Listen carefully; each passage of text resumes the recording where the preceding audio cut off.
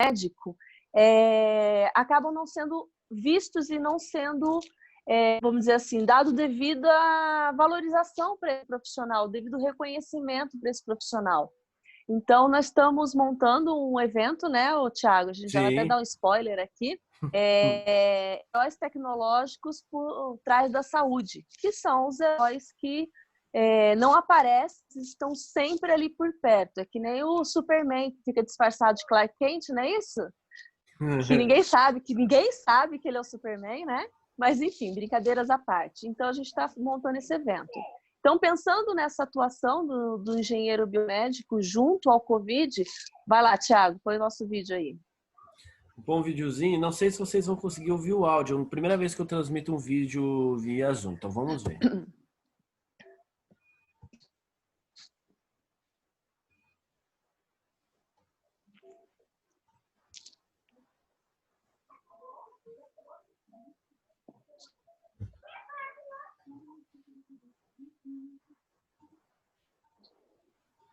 Thiago, nós não ouvimos, mas você pode narrar o vídeo. Bom, o que acontece? É que o vídeo é muito longo. Eu não sei se eu acho que eu vou disponibilizar no YouTube, depois mandar o link para quem quiser. Sim, sim. Mas é um vídeo onde mostra que desde o início da pandemia a dificuldade com relação aos ventiladores pulmonares, que seria o calcanhar de Aquiles do Brasil, né? E do mundo também. Então, as montadoras se juntaram para fazer manutenção nos equipamentos médicos. É que falando e vendo ao mesmo tempo tá difícil. Fazendo manutenção nos equipamentos. Então, as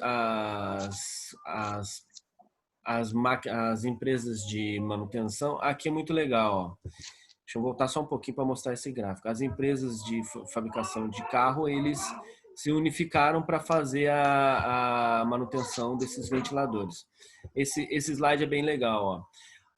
Aqui está a atuação do governo, que nós vimos na reunião, né? E nesse traço azul, deixa eu tirar um pouquinho aqui.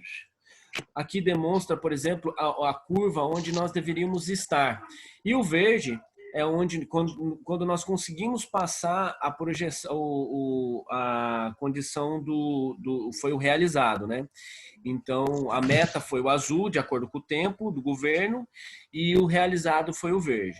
E ainda tem a projeção, ainda até o final do ano, de continuar fazendo manutenção. A manutenção deu uma reduzida, várias das fábricas começaram a parar de fazer a manutenção, mas ainda tem. São José é uma das cidades que ainda vai continuar fazendo manutenção em ventiladores que muitos da mídia citam erroneamente de respirador. Respirador, quem respira é célula ou faz a troca gasosa, mas o que chama é o ventilador, que empurra o gás para o ventilador, para o pulmão, para fazer essa troca gasosa. Então, nós conseguimos já atingir a meta em julho, né, mais ou menos. No início de julho, a gente conseguiu já atingir a meta de manutenção dos ventiladores pulmonares. Vou continuar o vídeo. Então, aqui está demonstrando lá o pessoal dos pais. Eu fiz calibração de aparelho do Brasil inteiro. O Brasil inteiro nós conseguimos atender. Faltava só Rio Grande do Sul, que a gente conseguiu receber essa semana já, os aparelhos do Rio Grande do Sul. E aqui são os demonstrativos do o que essas empresas estão fazendo de melhoria para todas as empresas aqui que estão trabalhando, a Takaoka, Flex, todas as fabricantes também ajudando na produção de equipamentos médicos do mundo, né? A Flex se juntou junto à Magramed e as empresas de ventiladores pulmonares brasileiras, né?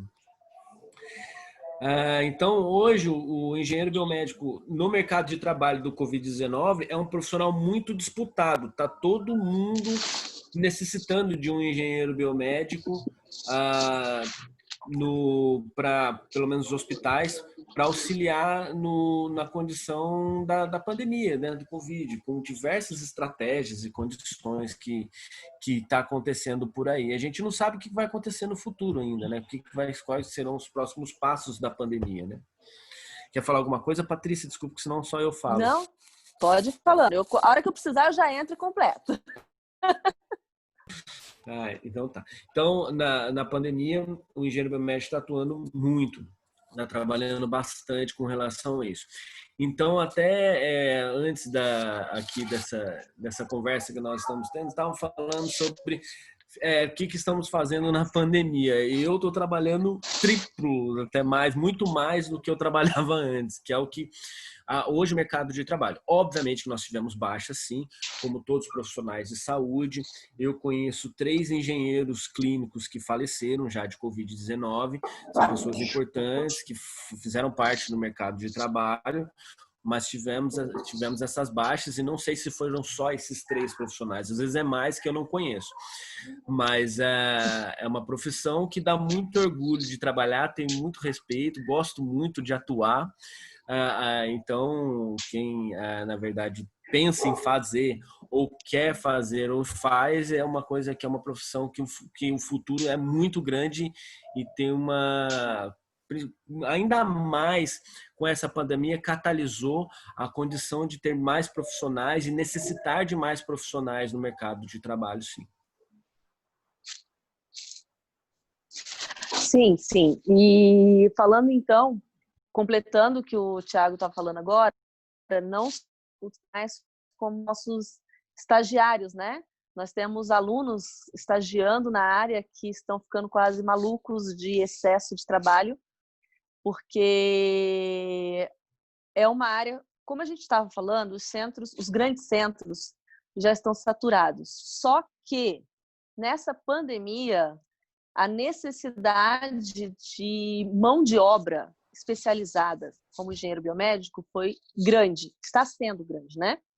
E aí começaram os recrutamentos e o pessoal que já trabalhava, né, já estagiava ou trabalhava já nessa área, acabou tendo o serviço dobrado, triplicado e assim por diante.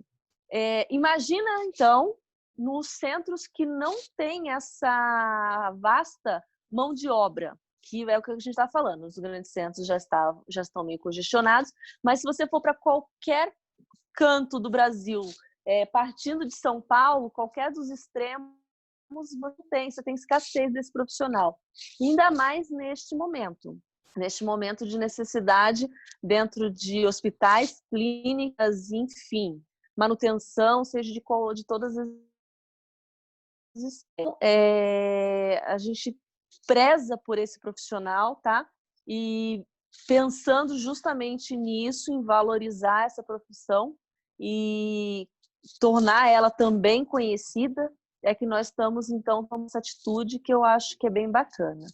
Falando hoje em visão geral do Brasil, nós temos até como começou a olhar esse profissional nesse momento, né? Não vou entrar na questão, mas está tendo uma disputa política, né, Thiago, da questão, mas está tendo acordos políticos e não digo valorização, né, Thiago, mas sim querendo criar uma legislação com relação a esse profissional e que nesse momento, por essa necessidade do profissional. Você quer completar alguma coisa a respeito disso, Thiago? Exatamente. Por exemplo, uma coisa que eu esqueci de citar é, por exemplo, a estratégia do Covid-19 junto aos hospitais. Por exemplo, o hospital atendia uma norma com um determinado número de ventiladores pulmonares, que é, né, a maneira correta de falar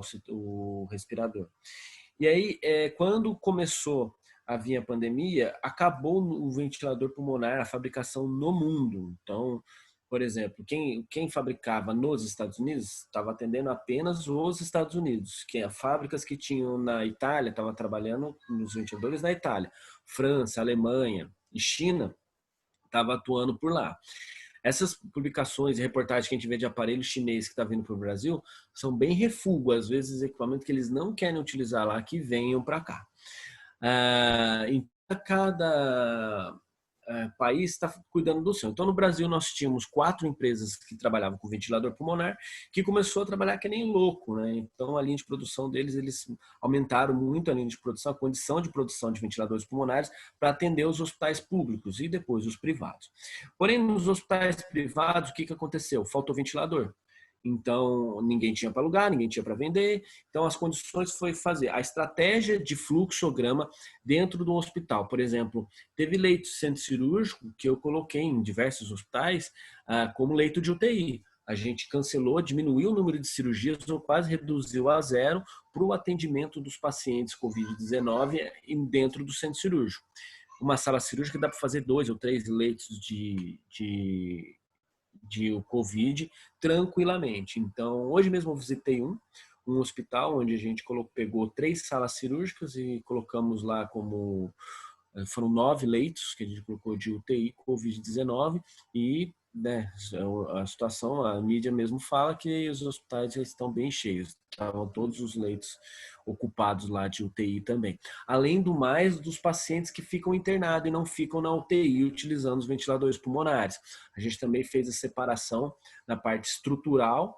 Então, a gente faz aquela gestão e o intercâmbio de uma atividade multidisciplinar, onde a engenharia clínica que cabeceia essa condição, junto com a CCIH do hospital, Centro de Controle de Infecção Hospitalar, junto com a predial, que cuida de obras dentro do hospital, tal.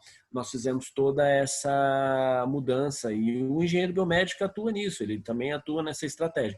Então, só nessa conversa que a gente falou N fatores, não só no dia a dia, mas também no Covid-19, como o engenheiro biomédico está sendo importante junto a essa pandemia. No caso então, de tão importante que está sendo a profissão, o engenheiro biomédico, ele tem CREA, ele é reconhecido pelo Conselho Regional de Engenharia e Arquitetura, e ele também é uma profissão regulamentada. Porém, por causa da tão importância do engenheiro biomédico, está tendo uma regulamentação, está tendo, na verdade, uma votação, vai ter um projeto por um deputado e um senador do Nordeste, pelo Nordeste, acredito que lá deva estar tendo falta de profissionais para regulamentar outros profissionais a atuarem na área também. Está tendo uma discussão bem grande referente a isso. Por quê? Porque, como eu falei lá no início, falta profissional no mercado de trabalho. Não, como eu sempre falo para todo mundo, não vou dizer para vocês que o engenheiro biomédico vai ficar rico. Se ficar rico, lembra de mim aqui, que eu estou aqui para receber um pouquinho do dinheiro de vocês. Ficar rico é difícil, mas é uma, mas é uma profissão que dá muito, tem muito trabalho hoje em dia, né? Não falta muito trabalho, graças a Deus, né? A gente não pode reclamar disso. Eu, por exemplo, não tem um dia que eu posso dizer e falar assim, estou sem serviço hoje. Não. Todo dia tem serviço. Tem dia que eu quero não ter serviço e eu não consigo. Todo dia eu tenho que trabalhar e graças a Deus, né? Então, a gente está trabalhando muito e não só por causa da pandemia. Depois da pandemia também a gente vai continuar trabalhando normalmente. A gente já trabalha já bastante já, então vai continuar trabalhando normalmente. E é um profissional muito reconhecido, até com as certificadoras. Por exemplo, os hospitais, eles têm alguns selinhos de acreditação, algumas estrelinhas, né? Onde denomina para a sociedade... A acreditação, só atrapalhando, Sim. Acreditação se fosse a ISO, para o processo de 2001, os hospitais são as acreditações, só para você ter, quem não tem conhecimento da área, para ter ideia do que a gente está falando. Pode continuar, Thiago. Pessoal, só vou fazer uma pergunta. O áudio da Patrícia está chegando picotado aqui para mim. Será que é só para mim ou não? Ela é para todo mundo também. Patrícia, o áudio está picotando bastante. Tá, então, vou ver aqui. Joia, agora melhorou, acho.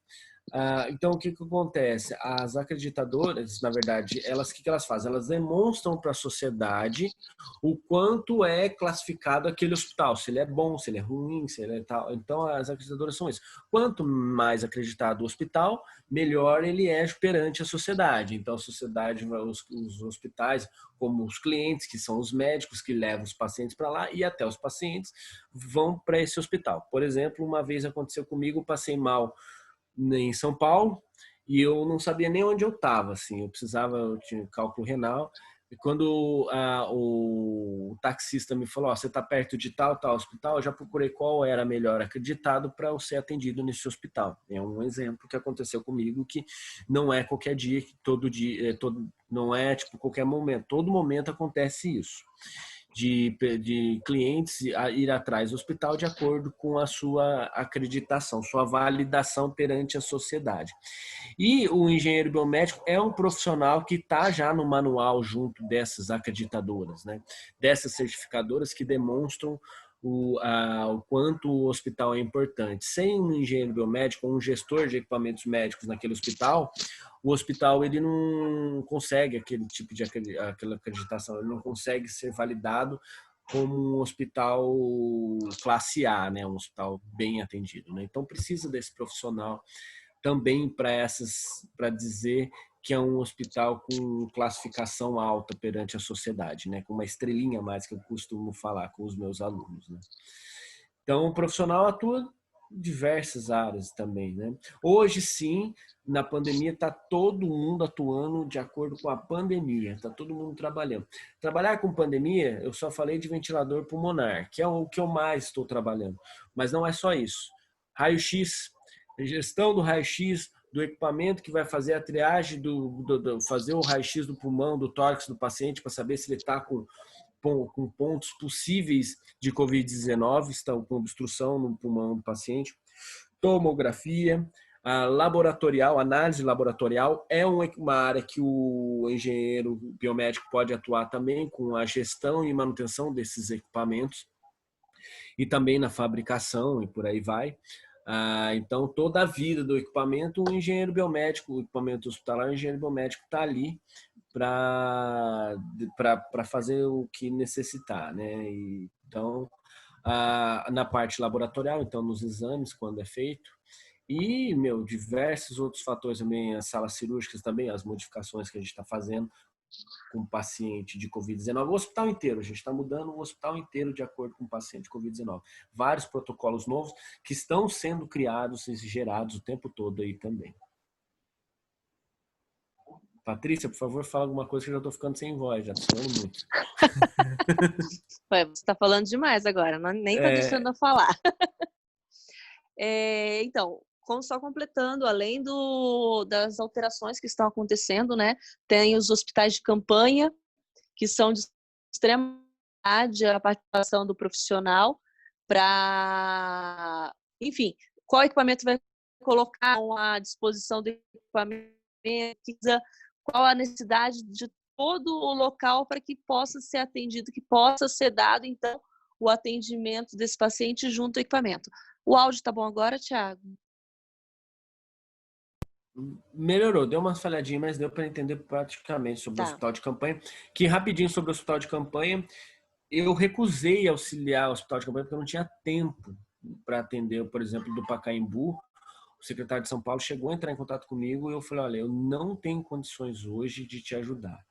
Indiquei outros profissionais da área, mas por quê? Se assumir uma condição dessa, é uma condição que estava faltando profissional na época, mas é uma condição onde é uma responsabilidade muito grande. Você tem que começar a fazer o começo, o meio e o fim.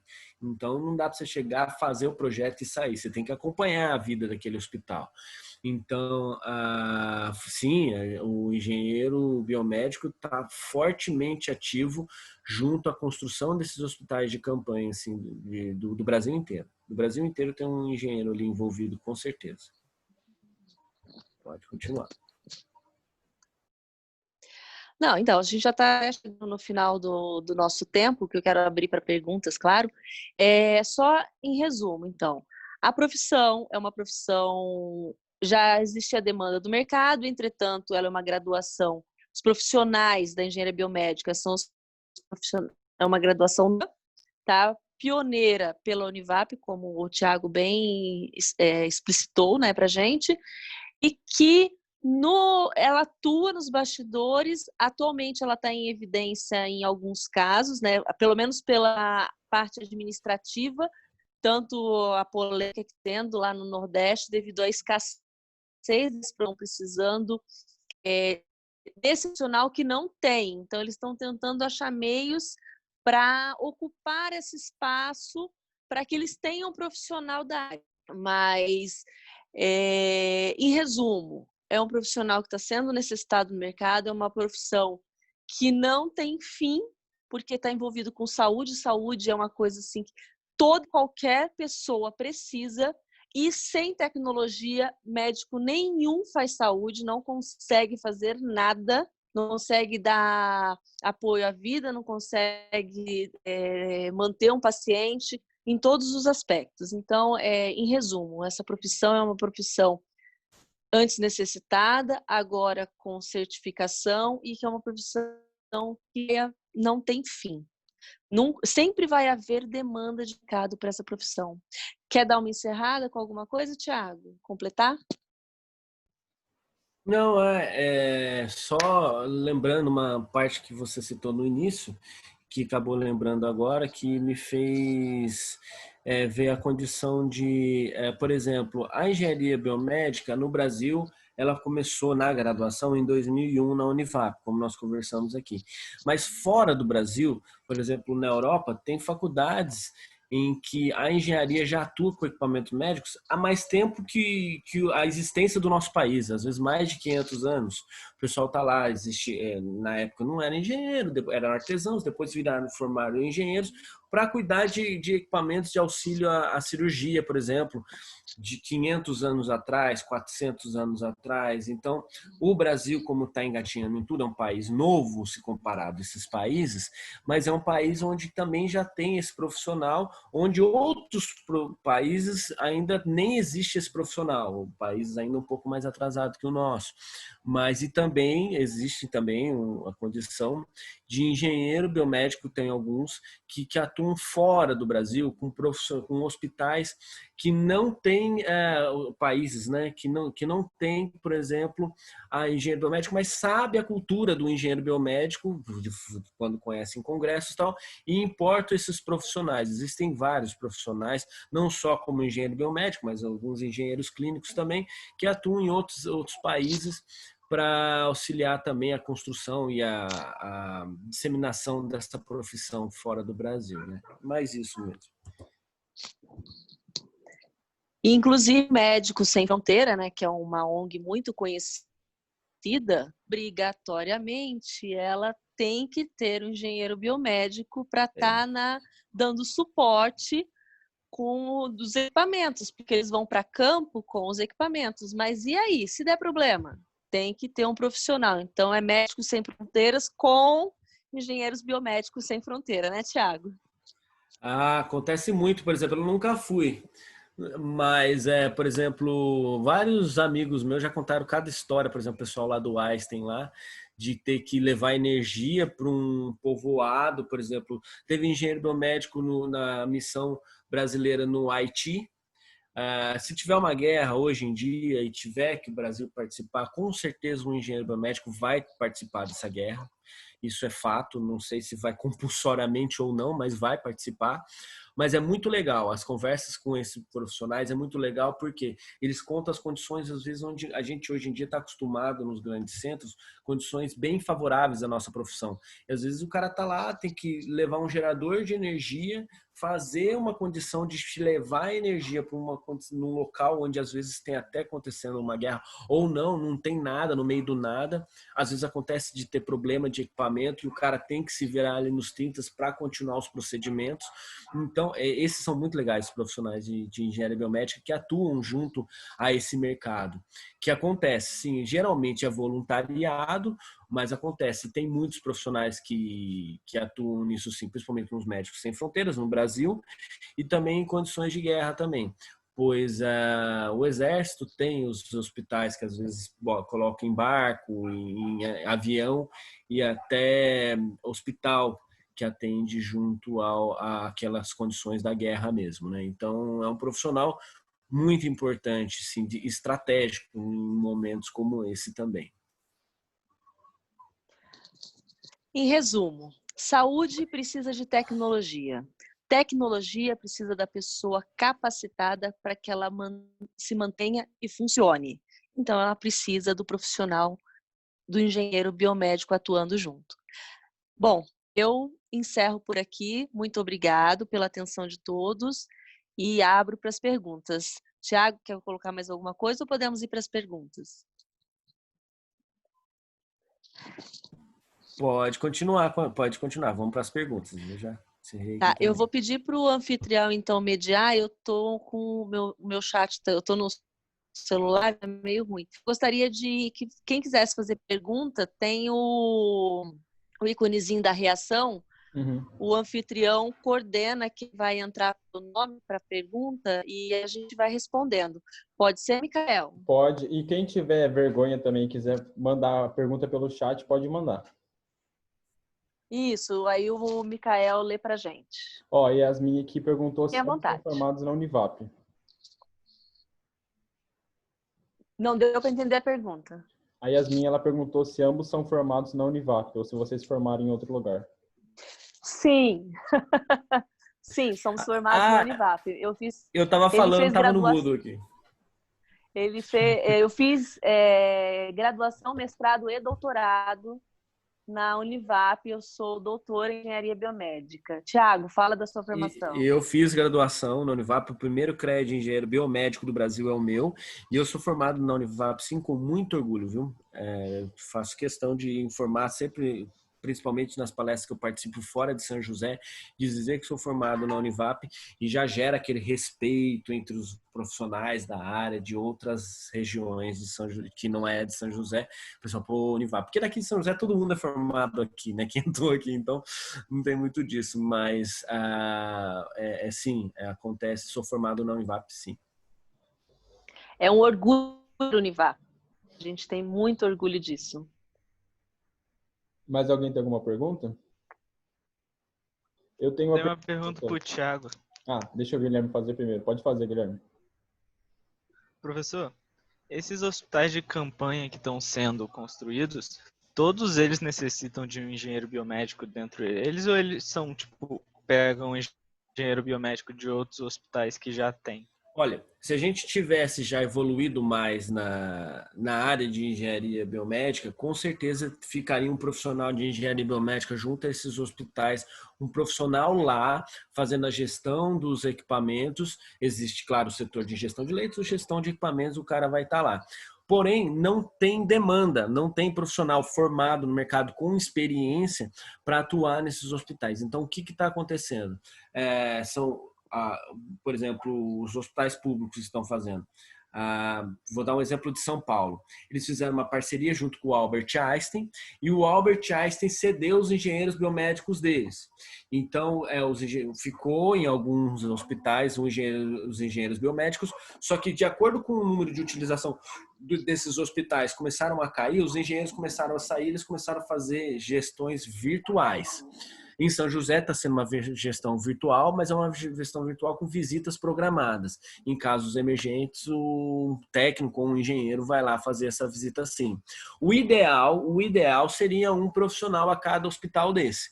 Porém, nós não temos profissional para tudo isso. Então, está acontecendo de não ter às vezes, sim. Entendi. Obrigado. Tamo junto. Mais alguma pergunta? Desculpa, o mediador que tem que falar. Né? Não, pode falar também. A Aline tem uma pergunta. Alice tem uma pergunta. Pode falar, Alice. Boa noite, todo mundo. Eu conversei um pouquinho antes, não é pergunta, professores. Eu conversei um pouquinho antes de começarmos, eu conversei com o Micael. Eu sou avó de aluno da Univap, que está no segundo ano de engenharia aeronáutica e espaço. Não sou da área, a mãe desse meu neto que é biomédica, mas ela teve um problema e não conseguiu. E eu vim aqui para aprender, né? Eu tenho 70 anos e acho que ainda quero viver mais para aprender mais. Eu gostei muito de tudo que eu ouvi. Eu sempre fui envolvida com a saúde, como leiga, enfim. E acho que é apaixonante saber da evolução, né, que há cada dia, e da importância da tecnologia nessa evolução. Quando a gente fala de pandemia, é tudo muito novo para todo mundo, né? O médico pode ter lá 30 anos de formado, mas ele nunca se deparou com nada semelhante. E a importância do engenheiro biomédico, depois de tudo o que vocês disseram para nós, eu acho que os alunos desse curso têm que se apaixonar e se apropriar desse curso, porque realmente eles vão fazer uma diferença muito grande no mundo e na vida das pessoas, né? Eu já estou no fim da carreira, mas eu acho que até para os próprios filhos dos alunos, para o futuro desse povo, né? Pensar que eu tomei grande parte da minha vida, eu tomava injeção com seringa de vidro, que tinha que ferver, né? Era uma coisa absurda. E hoje é tudo descartável e tal. Então, só quem viveu é que é capaz de avaliar o quanto já evoluímos e o quanto ainda temos a evoluir e a descobrir. Quero dar parabéns aos professores, primeiramente, e aos alunos todos que Obrigado. escolheram esse caminho. Muito obrigada. Eu acho que a humanidade fica devendo a vocês. Parabéns. Gostei muito, muito, muito. Quero mais outras vezes. Obrigada. Obrigado. Nossa, obrigada. Eu até vou agradecer pessoalmente. Nossa, obrigada pelo carinho, pela participação. Tá? Realmente é uma profissão apaixonante e é o que eu falo para os meus alunos. Nós, professores, não fazemos nada sozinhos. Os alunos, sim, eles fazem. Então, a gente deve piar disso e tomar como deles, que eles sim vão mudar o mundo. Hoje a saúde é tudo para todo mundo. E esse profissional é essencial, porque a tecnologia é de extrema importância para a saúde, para a evolução da saúde. E ele é o detentor desse conhecimento. Então, eles farão grandes mudanças. Obrigada pelo carinho e já agora participar do nosso evento, que aconteceu em agosto, Heróis Tecnológicos por Trás da Saúde. Se não, depois, Micael, por gentileza, o contato dela, o link das palestras, tá? E não, eu vou fazer o convite aqui, vem estudar com a gente. Nunca é tarde demais para aprender. Cada um tem a sua velocidade. E pode vir, a gente está te esperando, tá bom? Obrigada. Eu tenho uma dúvida também. Como eu não sou da área, eu sou arquiteto, para mim é tipo meio que óbvio fazer essa pergunta, mas eu gostaria de tirar. Quais são as maneiras possíveis de um profissional se tornar um profissional autônomo nessa área? Porque na arquitetura é muito simples, sabe? Você se forma, você abre um escritório e já começa a trabalhar. Ou você pode trabalhar para outras pessoas. Mas, ao meu ver, a engenharia biomédica é uma área que você está trabalhando sempre para outra pessoa, sabe? Eu não sei qual que é o... Tipo, eu acho que é uma dúvida de muita gente também. De como trabalhar para si mesmo. Essa eu vou deixar para o Thiago, que ele vai responder solto... e ele é figura nisso.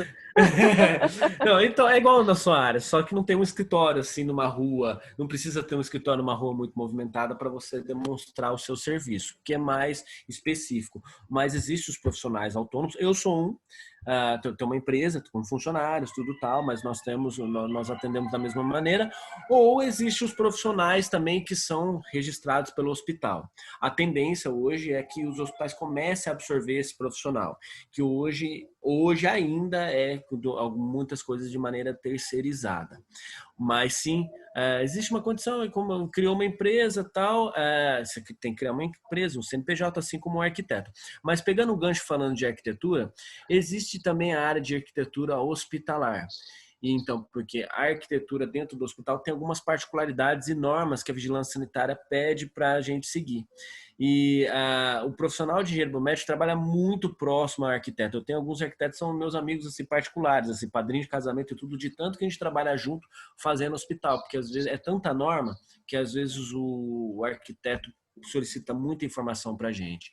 Obviamente que eu, por exemplo, digo por mim, eu não sou design, né, para saber cor de parede, essas coisas não é comigo, mas saber tamanho de sala, quais equipamentos vão na sala, a estrutura que tem que ter naquela sala, e isso o engenheiro biomédico auxilia bastante os arquitetos também. Legal, bacana, viu? Mais alguém tem alguma dúvida? Não? Ah, então é isso, gente. Queria agradecer a todo mundo que participou, agradecer aos palestrantes também por dedicarem um tempo para palestrar, é muito importante para a gente. E, se Deus quiser, na próxima edição será presencial e vamos estar todo mundo junto novamente. Só lembrando... Eu queria... pode falar, professora. Não, só queria agradecer, então, a todos os presentes. Thiago, valeu, obrigada. DA, parabéns pelo evento, né, pelo empenho. Obrigado. E eu que agradeço o convite, o nosso dueto aqui vai continuar nos próximos eventos, com a participação de todos vocês também do DA para nos ajudar sempre, estão ajudando. E boa noite a todos e muito obrigada. Muito obrigado, professora. Boa noite, obrigado, gente. Estamos à disposição aqui. Se vocês tiraram alguma foto ou algum print da palestra e quiserem publicar, usem a hashtag Facubar para o diretório compartilhar. Obrigado, gente. Tchau, tchau.